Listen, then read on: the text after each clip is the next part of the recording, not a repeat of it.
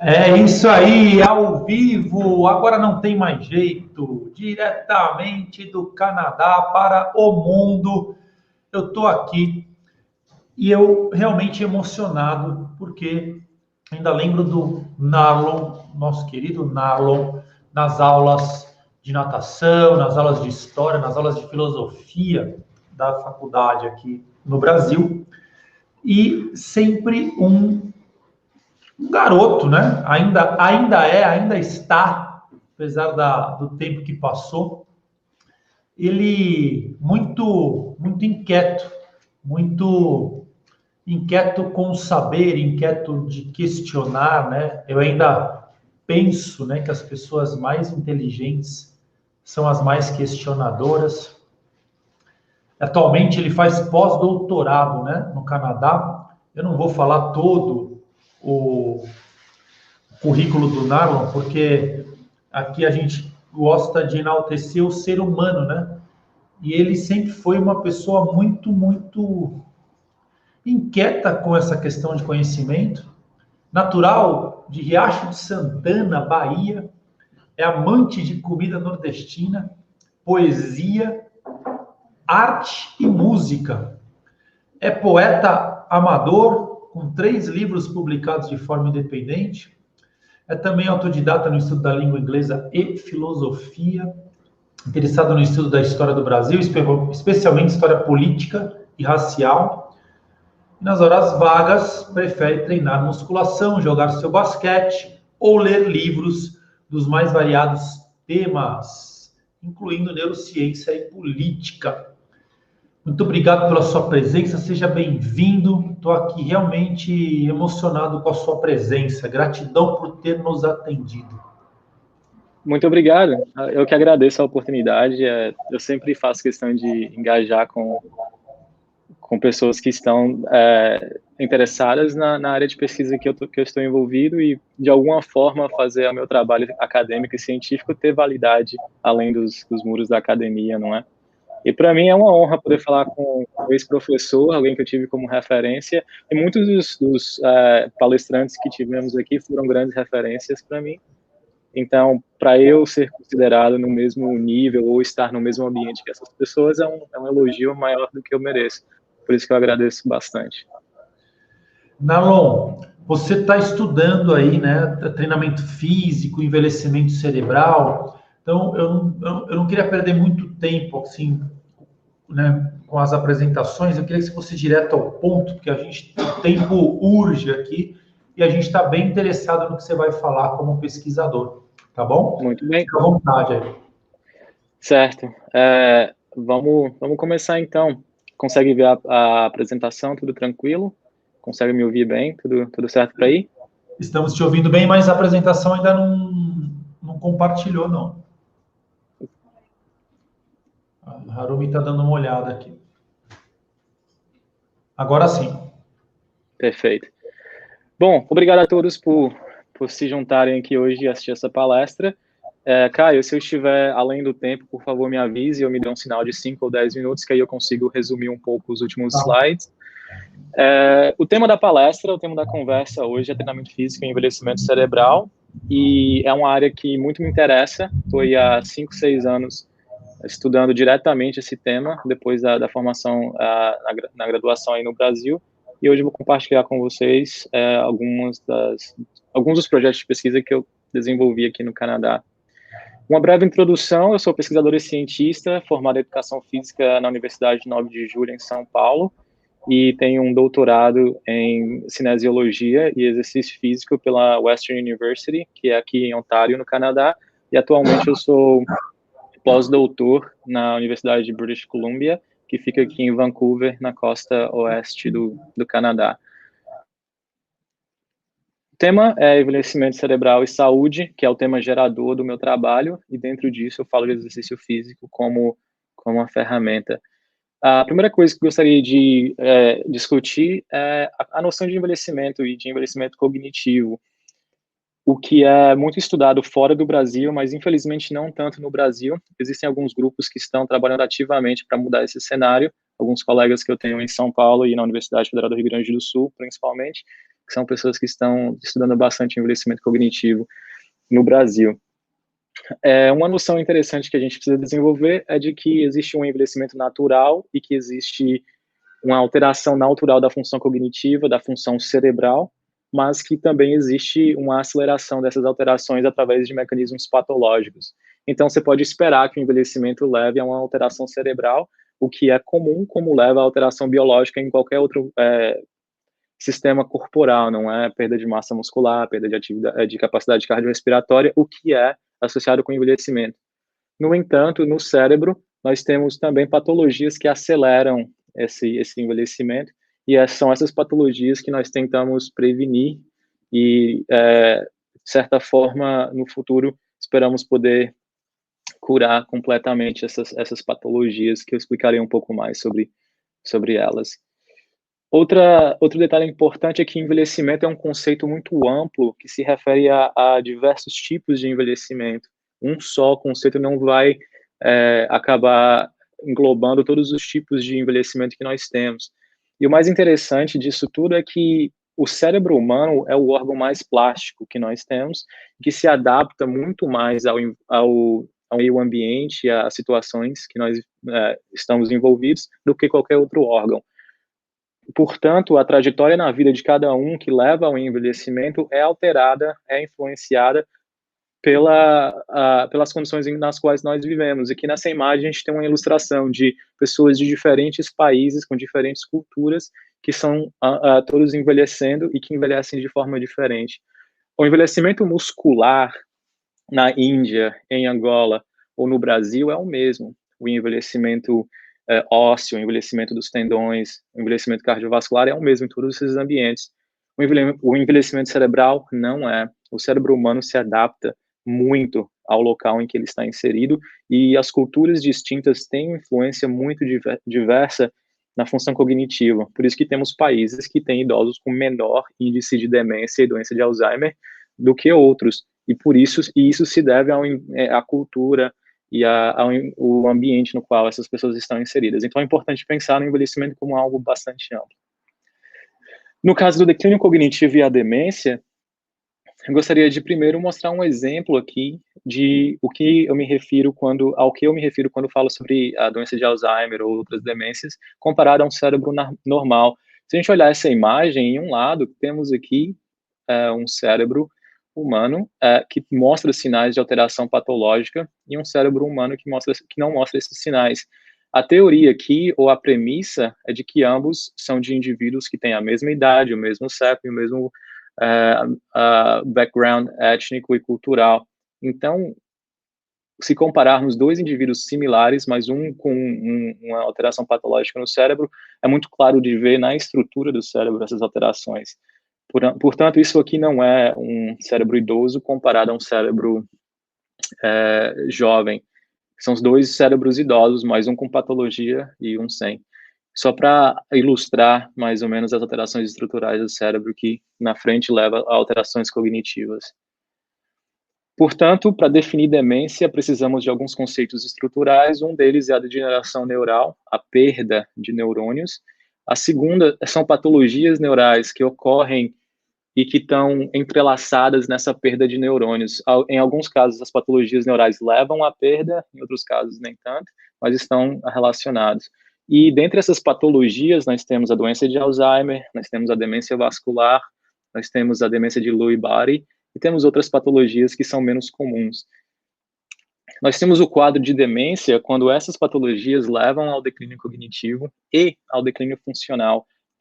Portanto, podemos ter alguns indivíduos que possuem o declínio cognitivo, que nós chamamos em inglês de mild cognitive impairment, que é alguém que não tem o quadro de demência totalmente desenvolvido, mas que tem problemas de memória. É um termo muito antigo do português, que é muito usado no Nordeste, caducou, alguém que caducou, alguém que, de certa forma, perdeu função cognitiva, principalmente memória, mas que a pessoa ainda é independente para fazer as atividades da vida diária, para cuidar de si mesma, para fazer comida, mas a função cognitiva em si não foi alterada. Quando a função cognitiva é alterada e existe um declínio funcional, a pessoa não consegue tomar conta de si, temos um quadro de demência. E, normalmente, principalmente em países desenvolvidos, essas pessoas são levadas a asilos e casas de cuidado direto e de cuidado com enfermeiros e enfermeiras, e são, em inglês chamam de long-term care, que são casas que as pessoas vão para morar para o resto da vida. Nesse caso, aqui temos a demência totalmente estabelecida. Não, mesmo tendo a família, o cara tem a família ali, ele coloca nessas casas ou ele está sozinho e esses lugares tomam conta da pessoa? Você não sabe. Uma pergunta muito importante, Caio, porque chega um estágio em que o cuidado tem que ser um cuidado especializado e que, infelizmente, o que eles chamam em inglês de primary caregivers, que são as pessoas que moram com pacientes e que querem passar o cuidado, essas pessoas não têm conhecimento ou trato suficiente. Existem alguns cuidados que são muito importantes e é muito complicado e muito custoso cuidar desses indivíduos em casa. Então, em países ricos como é o Canadá, é muito comum, a partir dos 70 a 80 anos, pessoas idosas que estão com demência irem para esses asilos, que lá eles têm cuidado 24 horas, e a comida, a dieta é especial. Existem todo um aparato financeiro, um aparato estrutural nesses lugares, que é um business aqui no Canadá, que são essas casas de long-term care, né, que são essas casas de cuidado de pessoas a longo prazo. Voltando aqui, boa pergunta, Caio, por favor, faça mais, acho que enriquece a conversa. A grande questão da demência é que está aumentando no mundo inteiro e existe uma projeção para 2050, como mostra nesse gráfico, de que teremos aí um aumento para mais ou menos 120 milhões de pessoas em países pobres e um aumento de mais ou menos 50 milhões de pessoas, 40 a 50, em países ricos. Em países pobres, esse aumento é muito importante de se estudar e tentar entender o porquê que esse aumento acontece com maior desproporção nesses países e que existem muitos pesquisadores no mundo inteiro tentando entender isso agora. Infelizmente, os países mais pobres são os que menos têm capacidade de fazer pesquisa, que menos têm financiamentos e que se torna muito difícil entender esse problema nos países pobres. Mas a demência, de uma forma geral, está aumentando no mundo inteiro, e aí existe um espaço para quem trabalha com envelhecimento, com prevenção de saúde, atuar com esses indivíduos que estão no processo de se tornarem sujeitos com demência. E esse é o papel da minha pesquisa, é tentar prevenir esse quadro. E o primeiro caso de demência documentado que nós temos foi do Dr. Alois Alzheimer, que era um pesquisador e médico alemão que descreveu o caso de uma paciente chamada Auguste, e essa paciente demonstrou perda de memória, mudanças cognitivas profundas e mudanças comportamentais profundas. Descreveu esse caso, o Dr. Alzheimer, e mandou para um jornal acadêmico, e esse jornal publicou o resultado, e aí, anos depois, o termo Alzheimer foi usado para se referir a essa série de alterações cognitivas e funcionais que leva à demência. É o termo mais comumente usado hoje. E a doença de Alzheimer em si não é só a demência, existem diversas outras alterações patológicas no cérebro que levam à demência. Uma delas é o Alzheimer, mas o Alzheimer é o mais comum hoje em dia, que nós temos aí 3 estágios. O estágio primário é só a deposição de algumas proteínas patológicas no lobo temporal do cérebro, e principalmente na região do hipocampo, e essas proteínas vão se disseminando a partir do desenvolvimento e da progressão da patologia, e que acaba num estágio avançado, tomando conta de todos os lobos do cérebro, né? E o lobo temporal, que nós sabemos hoje que de forma muito bem documentada, é onde está reservada a memória de longo prazo, a memória de curto prazo e também a memória de longo prazo. E a função dos lobos frontais é onde nós estamos trabalhando com a inibição e com o pensamento crítico. Portanto, é muito comum notarmos em idosos que têm Alzheimer uma mudança comportamental muito profunda de pessoas que perdem inibição. Isso é muito claro quando a gente conversa com alguém que tem Alzheimer, com alguém que tem um estágio de demência avançada, que a pessoa fala sem nenhum pudor, usa muito palavrão, muita escatologia, porque atinge aí no estágio mais avançado o lobo frontal, que seria o lobo responsável para cuidar com que nós não tenhamos essa desinibição. Por isso que é muito comum a gente se referir a pessoas idosas com pessoas um pouco mais rebeldes, que falam mesmo, que claramente expõem opiniões e opiniões controversas, inapropriadas em locais que não deveriam. Isso acontece por conta do avanço do Alzheimer e de outras patologias na função do lobo frontal. E só para ilustrar a temporalidade das alterações que nós vemos, é que, por exemplo, nós temos pessoas saudáveis que, enquanto são saudáveis, já começam a mostrar alterações em biomarcadores para a doença de Alzheimer. Isso acontece entre as décadas 30, 40 e 50 anos na vida de uma pessoa, que normalmente essas deposições começam a surgir, e isso vai levar a outras alterações, como degeneração neural. Primeiro nós temos os biomarcadores, depois degeneração neural, e depois nós vemos os sintomas clínicos. Quando um paciente vem para o meu laboratório aqui com problemas de memória, esse é o estágio quase que final da patologia e do desenvolvimento dos sintomas, porque para chegar no momento em que a perda de memória é clara e é evidente, muita alteração teve que ocorrer no cérebro. E aí nós temos uma janela de mais ou menos 20 anos do momento em que a pessoa tem algum tipo de patologia começando, para o momento em que a memória muda. Portanto, é muito tarde, às vezes, em alguns casos, tentar interferir. E é importante interferir antes, tentar prevenir antes do problema de memória em si surgir. Marlon, existe uma maneira de prevenção de indicadores que me falem, opa, essa pessoa aqui, ou esse grupo de pessoas, para a gente poder... Eu já estou aqui antecipando, né, uma coisa muito de diminuir essa incidência, né, nos países pobres.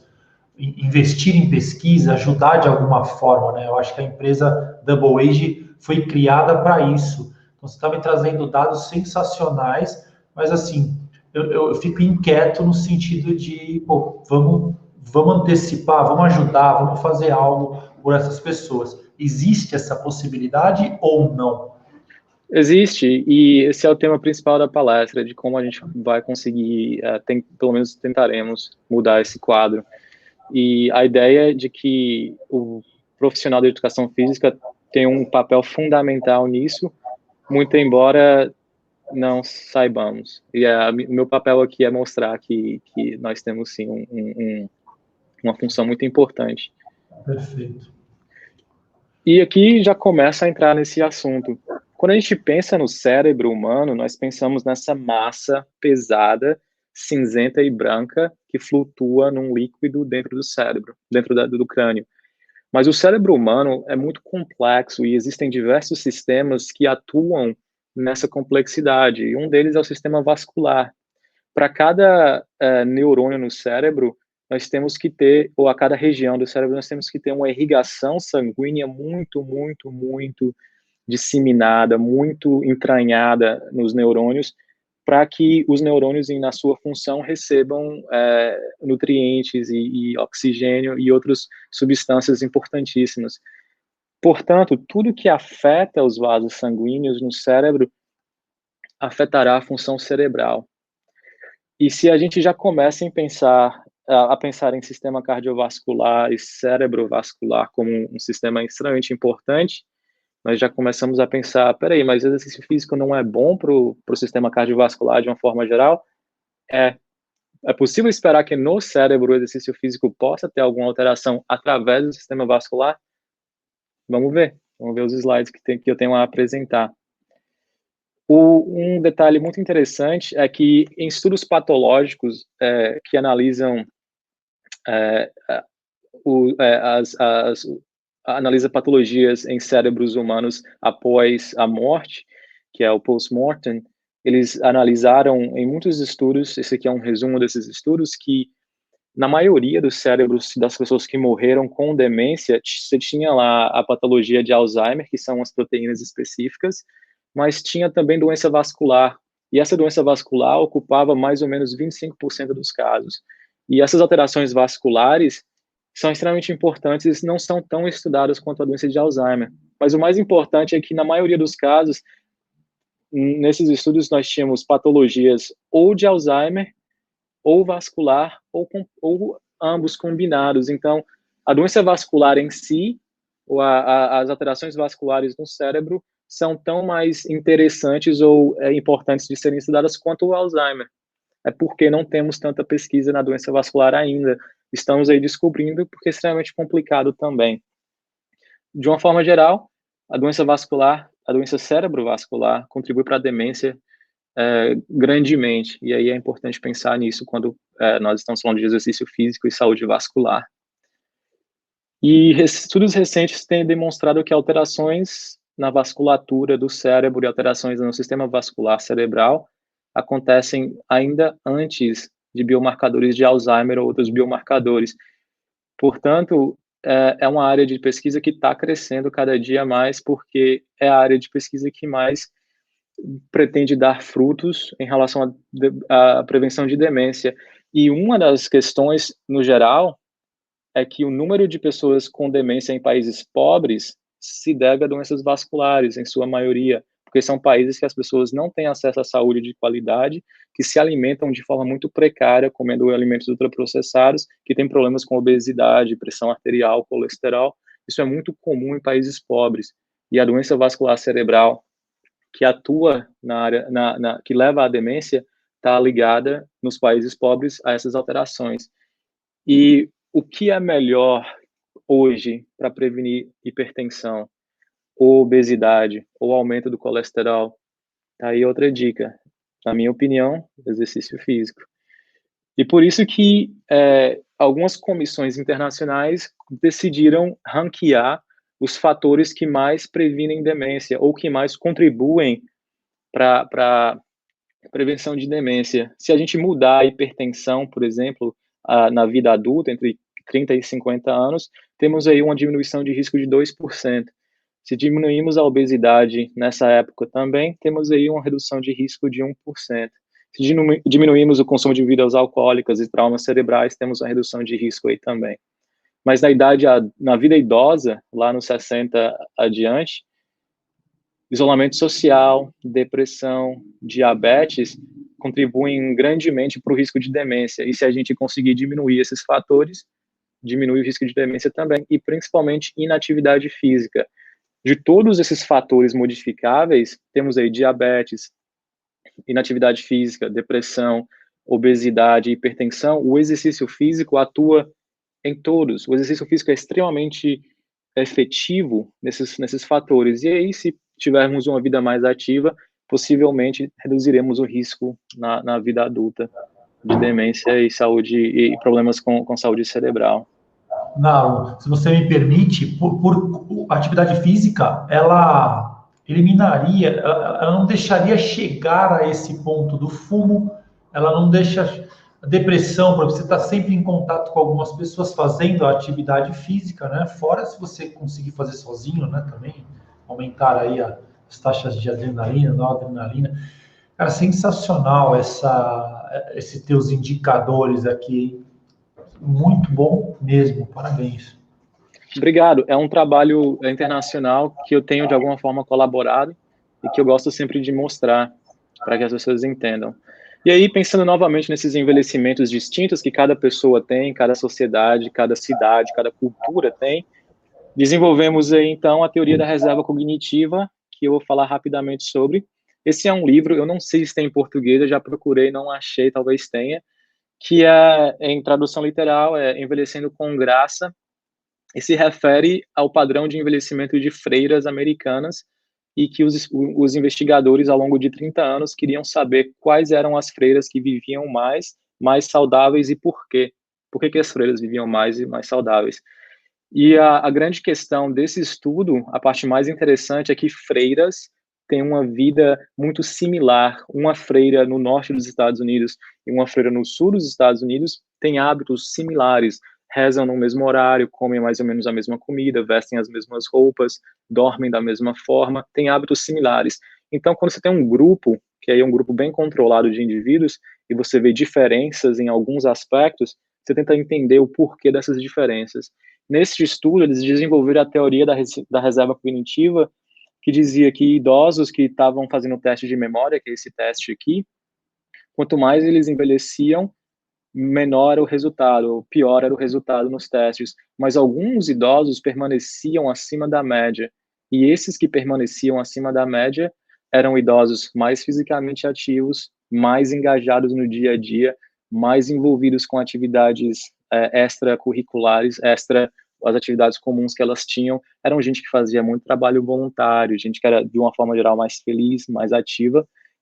Essas pessoas, essas senhoras freiras, que tinham esse estilo de vida muito mais ativo, primeiro, viviam mais, com mais saúde e com maior função cognitiva. Então, elas construíam uma reserva cerebral cognitiva que, no final da vida, lhe foram muito úteis. Essa aqui é uma senhorinha chamada Sister Mary, que ela, há mais ou menos 102 anos de idade, ainda tirava um score acima de 24 nesse teste, que é considerado saudável, enquanto a maioria das pessoas aqui já estava muito abaixo daquilo. Isso já, de uma forma indireta, mostra que o estilo de vida é muito importante para a saúde cerebral. E essa teoria da reserva cognitiva tem alguns pilares. Um deles é a escolaridade. Pessoas que têm maior escolaridade, universidade e pós-graduação, têm uma função cognitiva muito acima de indivíduos que não têm a mesma escolaridade. Pessoas que têm lazer e qualidade de vida, que não passam muitas horas no trânsito, que de forma geral vivem em áreas verdes, que têm o costume de se reunir com os amigos, são pessoas muito mais saudáveis também. Pessoas que têm trabalhos interessantes, trabalhos que requerem função cognitiva. Por exemplo, pode ser um CEO de uma empresa ou um atendente da área um atendente de uma secretária ou um secretário, contanto que as atividades sejam muito engajadas, muito complexas, ambos têm o mesmo benefício, é o que os estudos mostram. Mas existe uma tendência a, por exemplo, pessoas que têm uma formação acadêmica, pessoas que têm uma formação na área de das engenharias, na área das artes, que necessitam da função cognitiva, essas pessoas têm um envelhecimento cerebral muito mais saudável. E, que é o mais importante para a minha pesquisa, pessoas que fazem atividade física e exercício têm um envelhecimento saudável, têm um envelhecimento cerebral muito, muito mais saudável.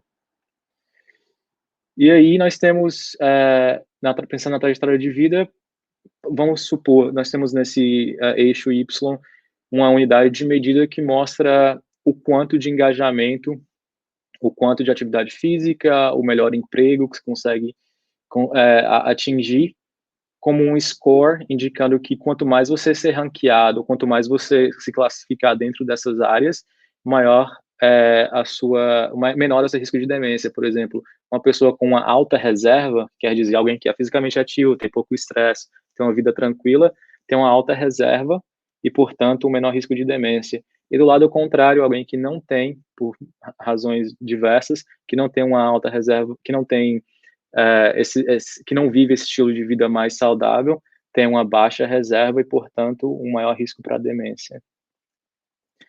E pensando nisso tudo, se a gente fosse intervir em um ponto do envelhecimento para melhorar a qualidade de vida e diminuir o risco de demência, seria o exercício físico. E aqui, esse gráfico mostra áreas de que nós podemos interferir e o exercício é central nessas áreas.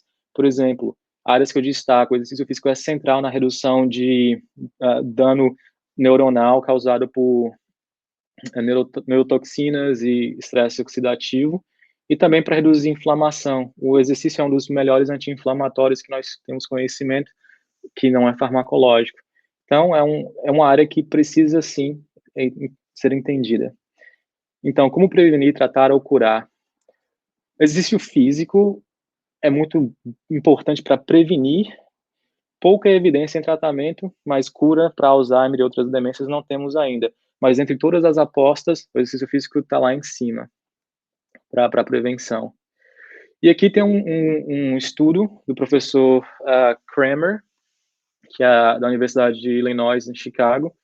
E ele, nesse estudo, que é um estudo pioneiro de 2004, eles testaram idosos fisicamente ativos comparados com idosos que não eram fisicamente ativos para saber quais áreas cerebrais seriam mais ativadas durante uma tarefa.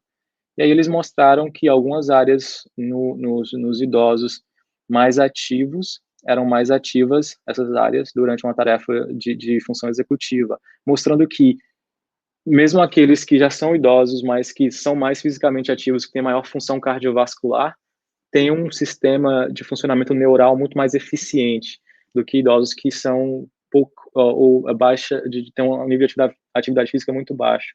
Isso aqui é um estudo cross-seccional, que não tem muita validade clínica, é um estudo para gerar ideias para ir fazer um ensaio clínico. Então, o ensaio clínico foi feito por um estudante do professor do primeiro estudo, esse aqui é o professor Kirk Erickson.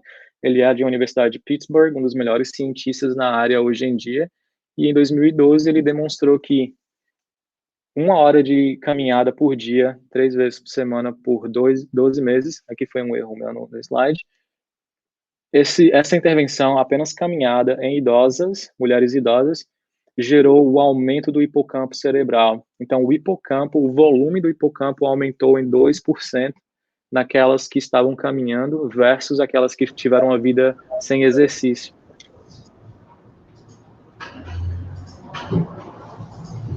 E aí... 60 minutinhos por dia. Por dia. 3 dias na semana. Não é nada... Né? Não é nada difícil ou desafiador fazer isso, né? Pelo contrário.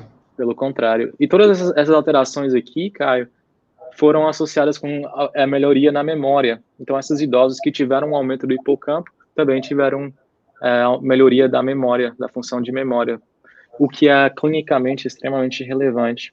Isso aqui é o treinamento aeróbico, um ensaio clínico de treinamento aeróbico. E aí, uma pesquisadora muito pioneira decidiu investigar treinamento de força, treinamento resistido. A Teresa Liu Ambrose, que é a minha orientadora de pós-doutorado hoje.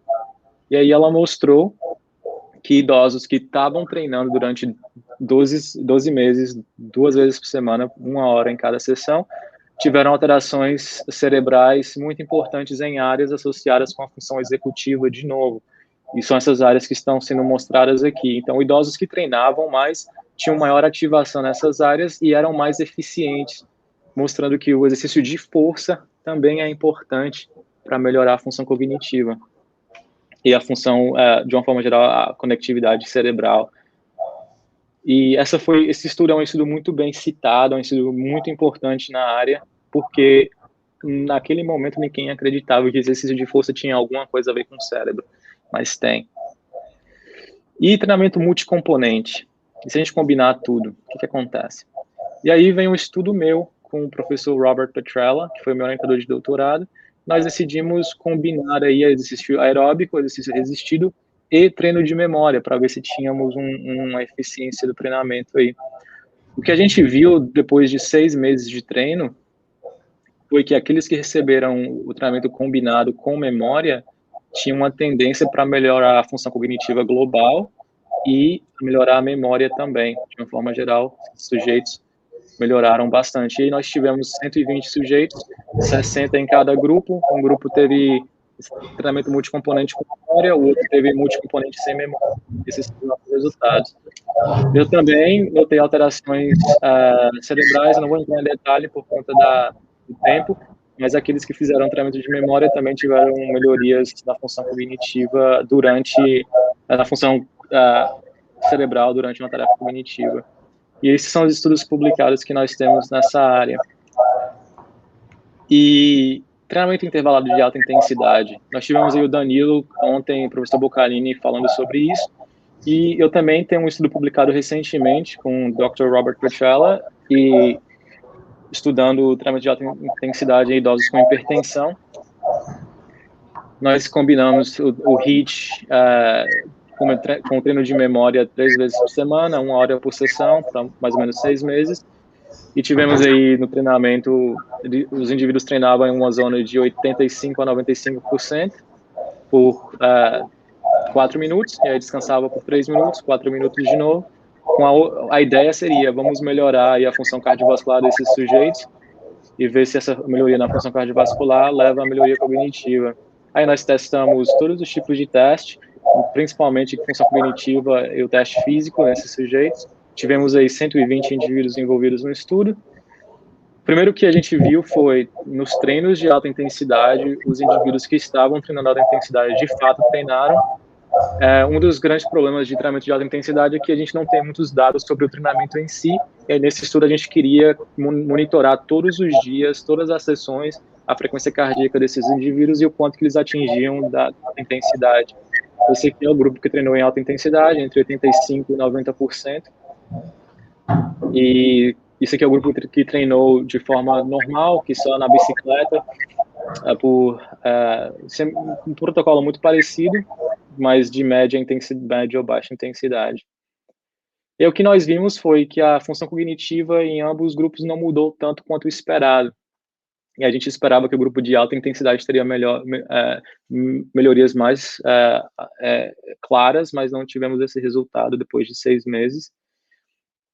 E também na pressão arterial foi uma alteração muito similar entre ambos os grupos. No entanto, o grupo que fez HIIT teve uma diminuição maior na pressão arterial diastólica e também na pressão sistólica naqueles que tinham, no início do estudo, maior risco cardiovascular. Mas, de uma forma geral, HIIT e esse treinamento contínuo teve o mesmo efeito na função cardiovascular e na função cognitiva. E aí, quando a gente olha especificamente a função executiva, ambos os grupos tiveram melhorias na função executiva no pré-post, né, que é antes e depois dos 6 meses de treinamento. E aqui sugerindo que tanto o HIIT quanto o treinamento contínuo tem o mesmo efeito na função cognitiva comparado quando comparamos ambos aí. Quer dizer que se você for optar por fazer um treinamento de intervalo de alta intensidade, também é eficiente para melhorar a função executiva. E ambos também melhoraram a função cardiovascular do mesmo jeito. Nós tivemos um teste de esteira, que foi o Bruce, e aí ambos melhoraram o tempo no teste, e que não teve muita diferença entre o HIIT e o contínuo. Esse estudo demonstrou que treinar HIIT ou treinar contínuo em idosos com hipertensão tem o mesmo efeito na função vascular, na função cardiorrespiratória e na função cognitiva, portanto, ambos são valiosos nesse sentido. E só para ir finalizando aqui, e aí se a gente tiver tempo para perguntas, eu consigo responder algumas.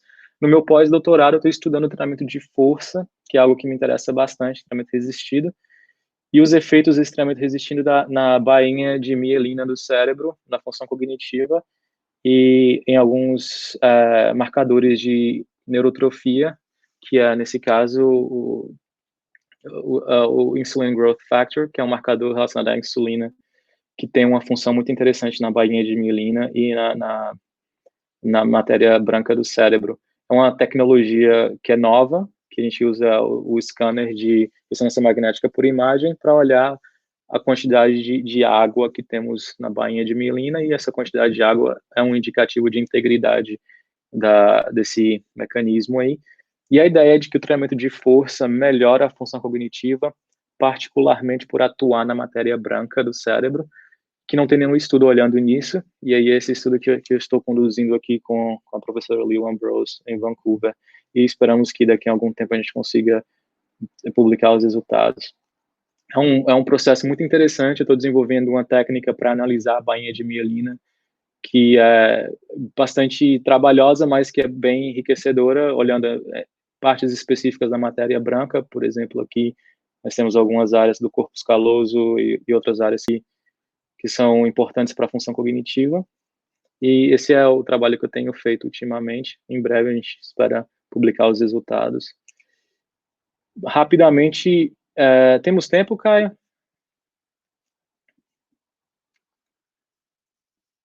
Cinco minutos, perfeito. Exatamente o tempo que eu precisava para cobrir os mecanismos. E eu acho que eu vi até uma pergunta no chat sobre neurogênese. Os estudos de mecanismos vêm de estudos animais, porque por questões éticas não podemos fazer experimentos em humanos que levem à coleta de tecido cerebral. A gente não consegue coletar pedaços do cérebro em humanos, então a gente precisa olhar em animais. E os estudos em animais mostra que exercício físico, principalmente aeróbico, leva ao aumento da vascularização, que é a angiogênese, que é aumento de vasos sanguíneos similar ao que acontece no músculo, também é esperado que aconteça no cérebro, e aí, em estudos animais, a gente consegue comprovar que existe uma maior ramificação das artérias dos capilares. E isso leva a um maior aumento de energia e nutrientes que são levados para as células nervosas e aumenta ou melhora ou mantém a função cognitiva. Então, indivíduos que treinam, principalmente treinamento aeróbico, terão um benefício na vascularização cerebral e esse benefício ajudará a combater o risco de demência, a combater as patologias que levam à demência. Um outro mecanismo, que é aí um mecanismo um pouco mais interessante, que tem uma evidência um pouco mais contundente, que é o exercício leva à neurogênese, que seria a criação de novos neurônios. O único problema dessa teoria é que existem apenas 2 regiões no cérebro que comprovadamente têm neurogênese, que têm novos neurônios, porque há pelo menos 30 anos não se acreditava que neurogênese acontecia de verdade. Nunca pôde se provar que novos neurônios surgem no cérebro depois dos 15 anos, se eu não me engano. Então, esse foi um achado muito interessante na década de 70 e 80, de que o hipocampo pode gerar novos neurônios.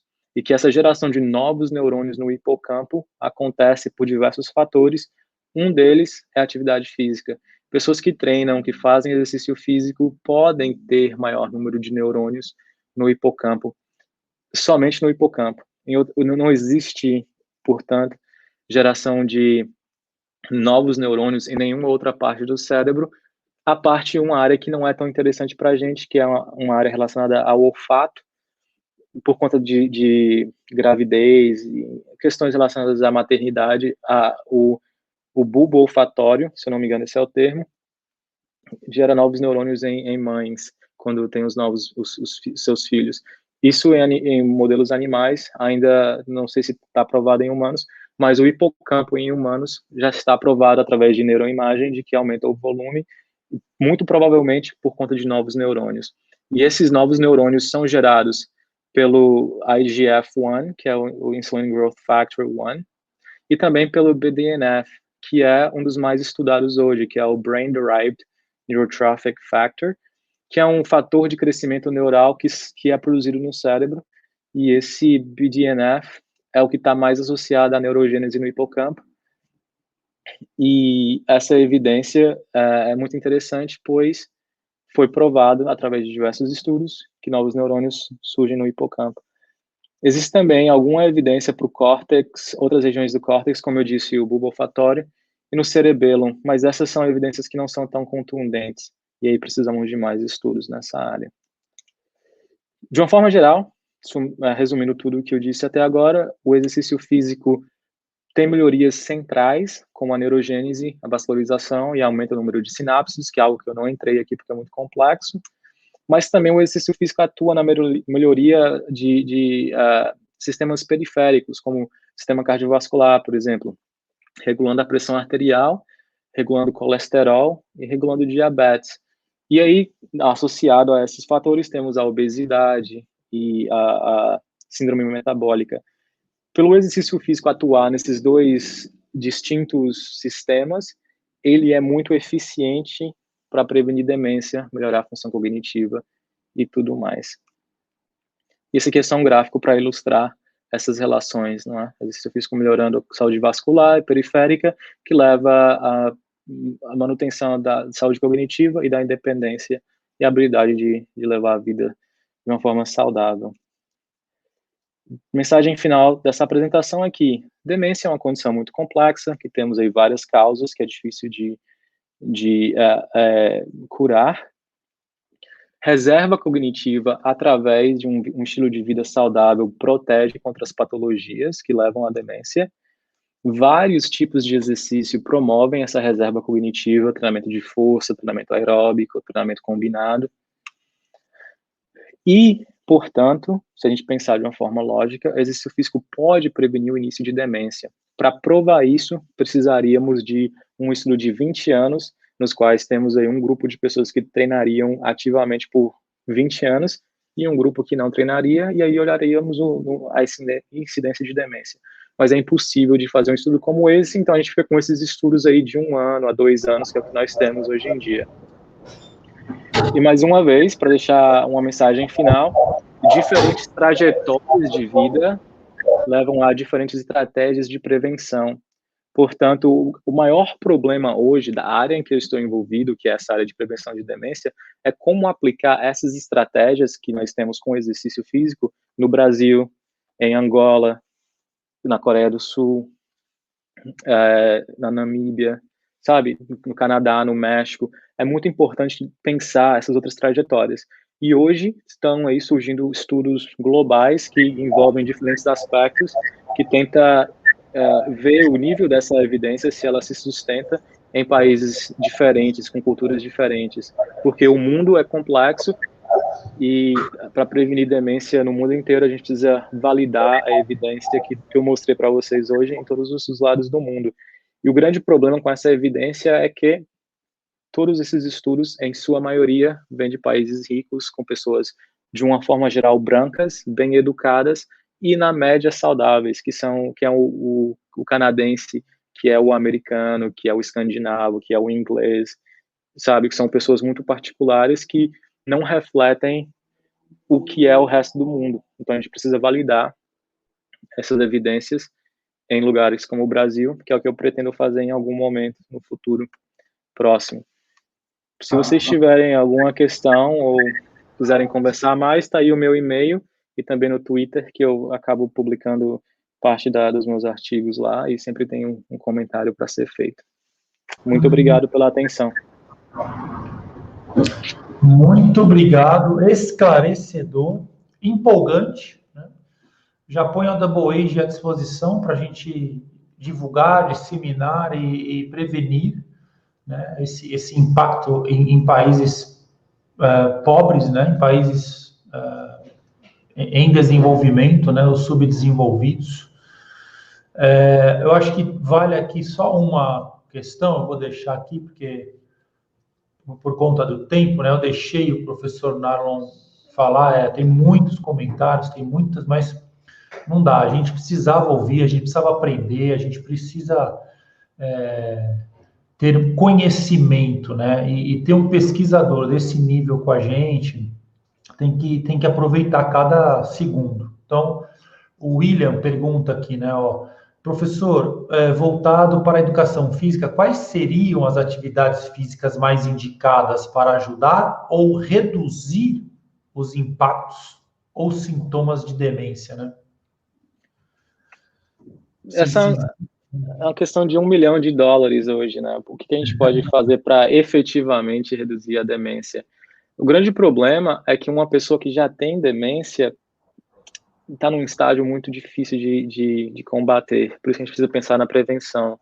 Mas o que eu sei de estudos com pacientes com demência, algumas atividades mais simples podem ter mais benefício, por exemplo, a caminhada, como mostrei no outro estudo, ou algumas atividades que vão levar à manutenção da independência. Por exemplo, o que pode acontecer com alguém que tem demência é o não entendimento, né, a falta de consciência, de uma forma geral, no dia a dia, de pensar em agir e não ter essa independência para lavar a própria louça ou para cuidar da própria casa, da independência em si.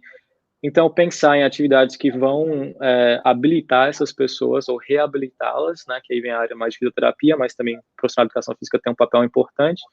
Por exemplo, se tivesse um ente querido com demência e que precisaria de cuidados, a minha prioridade enquanto profissional de educação física que eu sou, seria de manter essa pessoa ativa o máximo possível com treinamento de força. Eu quero músculo, eu quero diminuir sarcopenia, eu quero diminuir o risco de quedas, eu quero diminuir essa queda na manutenção até mesmo da postura física. Eu quero uma pessoa inteira, consciente, presente, e o treinamento aeróbico é muito importante para a função vascular, mas infelizmente não ajuda na funcionalidade de um indivíduo. Então, o treinamento de força Tem um pessoal na Espanha, o Caio provavelmente conhece, que é o professor Cadori, que tá da Universidade de Navarra, que ele estuda bastante. O pessoal do Rio Grande do Sul já trabalhou com ele também. Eles estudam tratamento de força em idosos debilitados. Eles colocam os idosos para fazer leg press, coisas do tipo, e aí vem resultados muito bons, muito interessantes. Então, manutenção da independência dessas pessoas com treinamento de força seria a minha recomendação. O problema é, dói, né? Treinar força, no dia seguinte, 2 dias depois, a gente tem a dor tardia, e aí gera um pouco de resistência, não quero treinar, é um pouco doloroso. Mas essa seria a minha recomendação, seria focar na manutenção da independência. Treinamento de força seria o primeiro passo. Muito bom. Nalon, queria te agradecer, dizer que a WI está aberta aí, né, para expor as tuas pesquisas, eu sei que você não tem tempo aí, né, tá super corrido com o pós-doc, mas sinta-se em casa, né? A WI é sua, para qualquer intervenção, para qualquer parceria. Eu gostaria muito que você não sumisse e que a gente pudesse investir aí em você para que isso chegue para mais pessoas e que a gente possa ter grupos de intervenções aqui no Brasil e no mundo. Não só Brasil, né? Eu acredito que isso seja um problema mundial, né? E parabéns, mais uma vez, por esse teu olhar de um ser humano mais humano. Gratidão. Eu que agradeço. Eu agradeço o pessoal por ter assistido até agora e peço desculpas pela longevidade da conversa da palestra que foi, mas estou aí disponível para qualquer questão mais pontual. Mande um e-mail, eu tento responder. Obrigado mesmo. Desejo a todos aí um ótimo, feliz Dia das Mães e até a próxima. Muito obrigado. Gratidão. É isso aí, pesquisa, né, ciência, como eu amo isso. Muito obrigado mesmo, né? Que meeting é esse? Que meeting é esse? Já tô sem dormir 2 dias. Eu vou pro 3º dia em estado de vigília, porque a gente tem muita coisa para fazer pelas pessoas, pelos seres humanos. E é através da pesquisa que nós vamos avançando nesse sentido, de salvar a humanidade, de salvar o planeta. Não é loucura minha, não. Já até me perdi aqui porque eu tenho que falar. Sorteio do curso. A gente tem um sorteio agora, ó, o professor doutor Frank Suzuki é o próximo palestrante. Olha o que ele fez aqui pra gente, ó. Ele vai sortear para você. Eu vou dar 2, tá, Diego? Independente do número de comentários, eu quero dar 2 bolsas. E o professor Dr. Suzuki liberou aqui também, ó. Então, o curso é Biomecânica Aplicada ao HIIT, como melhorar a prescrição do treino, uma abordagem teórico-prática do Dr. Frank Suzuki. Você vai ter que comentar lá o post que nós vamos colocar agora na Double Age Pro Trainer, ó. Olha o que está escrito no post, presta atenção, ó. Quando lutamos contra o mal, só o fazemos crescer. Quando aumentamos o bem, naturalmente diminuímos o mal. Então, de novo, comenta essa frase e no mesmo comentário marca 2 outros amigos. Marcou lá, você concorre, eu vou sortear 2 bolsas. Então, você e os seus amigos, né? Então, a gente está falando aí de 6 pessoas, tudo bem? Vão receber aí esse curso Biomecânica Aplicada ao HIIT, professor Dr. Frank Suzuki, ele que é o próximo entrevistado aqui da nossa noite. Faltam só 2, eu já estou aqui morrendo de saudade de todos vocês. Falta o Dr. Frank Suzuki e depois o Dr. Marzo, lá direto da Espanha, falando de treinamento funcional. Beijo, espero vocês lá no post, lá na Double Age Pro Trainer. Gratidão. Aliás, espera aí, deixa eu ver aqui se eu esqueci alguma coisa. Não, é isso mesmo. Biomecânica aplicada ao HIIT, vai ser colocado daqui a pouco lá pela produção. O link já está aqui nos comentários, a Raul me colocou. O pessoal adorou a aula, hein? Do Narlo, hein? Show, hein? Ó, parabéns, excelente aula. Curso com o professor Narlon, por favor, a galera pedindo aqui. Tem que parar o cara lá no Canadá, meu. O cara vai se tornar já governador lá do Canadá daqui a pouco. Pô. Grande doutor Narlon. Que saudade, cara. Que bom ver ex-alunos avançando, ajudando as pessoas, fazendo pesquisa. Esse é o nosso ideal. Esse é o nosso objetivo, esse é o nosso propósito. Tá, então, no Instagram, professor Dr. Caio Graco, aqui, ó, clicou nos comentários, vai lá para a página, comenta, né? Eu quero ver o que você acha dessa frase aqui, né? Pô, bolei um negócio mó bacana lá e a galera não comenta, só marca os amigos, pô. Como é que é a frase aqui, ô Diego? Quando lutamos contra o mal, só o fazemos crescer. Quando aumentamos o bem, naturalmente diminuímos o mal. É para refletir. Sensacional. Comenta e já marco 2 amigos no mesmo comentário. Já tem 5 comentários. Vocês são demais. Gratidão.